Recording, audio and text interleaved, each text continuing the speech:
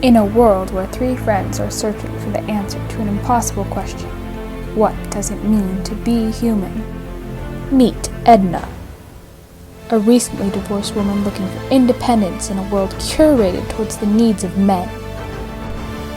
Raskolnikov, a man plagued by his internal morality about what is right and what is wrong. They all have one thing in common. Oh, sorry, I didn't see you there. What's your name?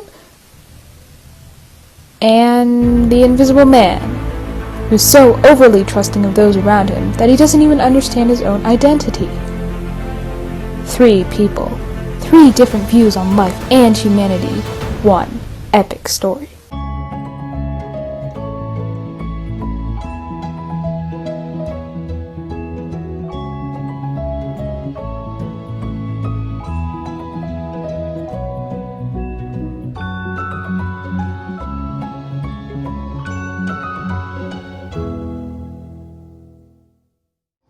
We're finally doing this! We've been planning this trip for ages. I know, thank God. I finally have some time away from my kids.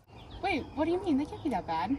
Listen, Rask, I would give up the unessential, I would give my money, I would give my life for my kids, but not myself. Would you excuse me for a minute? Doesn't care for her children. Doesn't care for her children? My sweet Sonia's mother. She never cared for her either.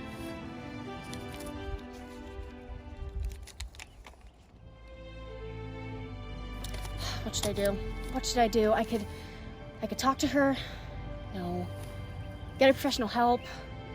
No. I could call Child Protective Services. No. What would Napoleon do? What would Napoleon do?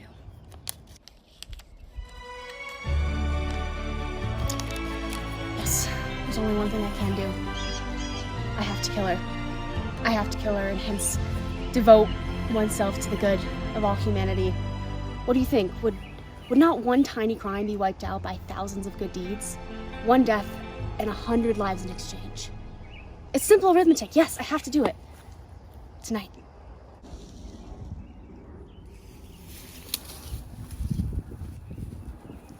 You were gone for forever. What were you up to? We were just talking about Edna's kids and how life is to be lived, not controlled, and humanity is won by continuing to play in the face of certain defeat.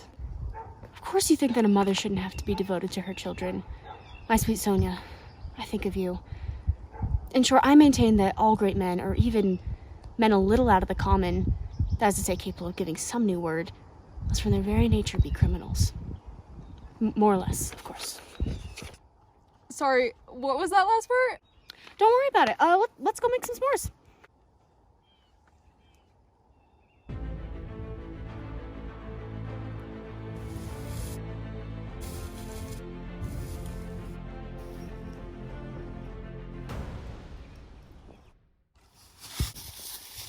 What the are you doing?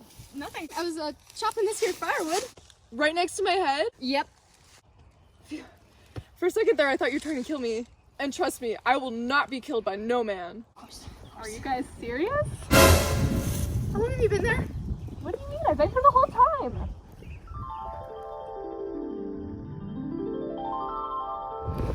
We need to talk.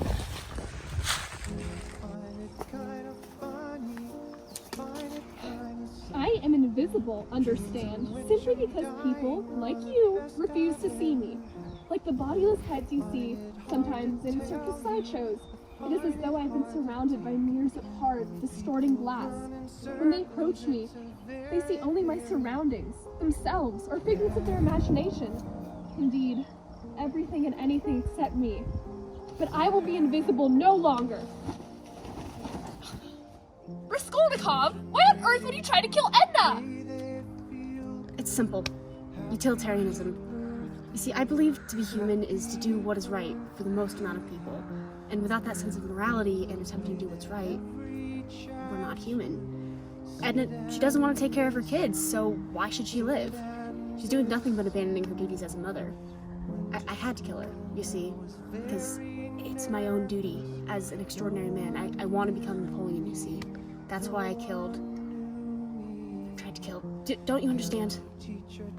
No, Raskolnikov, I don't understand. You think you're so moral and extraordinary? But I woke up with an axe 3 inches away from my face. That is not what it means to be human. To be human is to fight for your independence, to pursue your passions and goals, to put nothing before your own body and mind. It is to fight for your happiness, not the happiness of others. You must be persistent and strong in your fight. For the bird that would soar above the level plane of tradition and prejudice must have strong wings. It is a sad spectacle to see the weaklings bruised, exhausted, fluttering back to earth. Do you two hear yourselves right now? You're bickering over a question that has no one true answer. As if you're so high and mighty. You've literally been invisible your whole life. Why are you talking to us about identity and morality? You two are men. You could never understand what it's like to have society's expectation pushed on you at every waking moment. For your own best friend to beg you to do nothing but think of the children, Edna. Oh, think of the children. Remember them. Exactly. I could never understand what it's like to be a woman in this world, just like how you two could never understand what it's like to live in a world prejudiced against your race.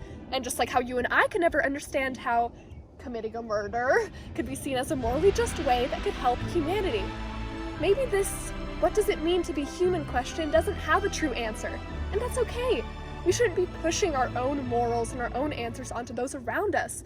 I mean, there are times when I wonder, what and how much had I lost by trying to do only what was expected of me instead of what I myself had wished to do?